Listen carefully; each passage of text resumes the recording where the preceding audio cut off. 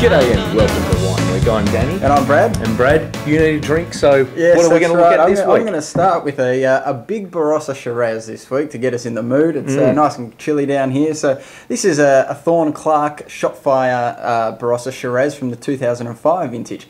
We've been talking up all of these 2004s all over the place. Well, we're starting to see some of the 2005s come out on the market now, and we can talk them up again because some of these are crackers as well. You may remember we had a look at a Thorn Clark wine a little while ago that was the Cortage. That was more of a Bordeaux style blend with Cabernet and that sort of thing. This is their straight Shiraz, and this is a big Barossa Shiraz in the true sense of the word. Lots of oak in here, but they managed to handle it pretty well. It's quite well balanced and big intense flavours, but sits really nicely. So it's the Thorn Clark Shopfire Shiraz 2005, really worth a look. Yeah, 05s are looking very good, so especially from South Australia, so keep an eye on those. Now, normally we do a lot of Australian wines on Wine Week, purely because, hey, that's where we are. What we know. But in France at the moment, there's a bit of a do going on, the Tour de France. Yeah, so we thought just a small do. Just a small do indeed. So we thought we might have a look at a French wine this week. Now, as our regular viewers might know, I keep dragging out the GSMs. Now, GSMs, Grenache, Shiraz, Mourvedre, Mataro, they're a classic Côte de Rhône style, and this, the Grigol Côte de Rhône, is kind of the style that a lot of Australian wines copy. There are some very light Côte de Rhônes out there.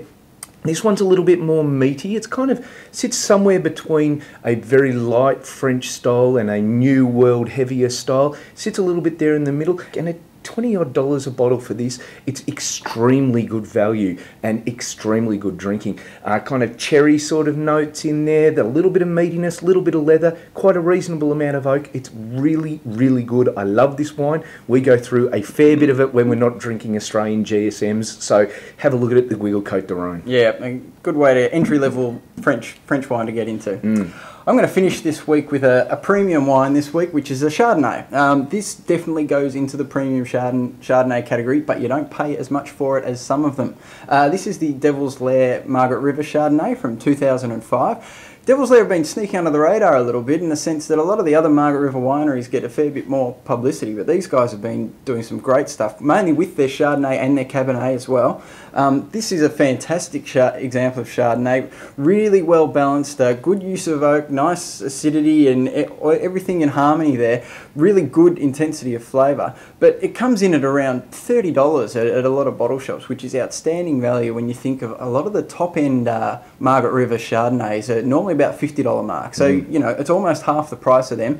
In a blind tasting, this would do well against most of them. So it's the Devil's Lair Margret River Chardonnay. Have a look. Yeah, definitely. Don't be fooled by the dollars on some of the Margret River Chardonnays. The very, very top stuff is very good, but is it worth the money? Well, put it up against something like this and you'll soon find out. So, look, thanks for joining us on Wine Week. Good luck to Cadell Evans in the Tour de France, and we'll see you again next week.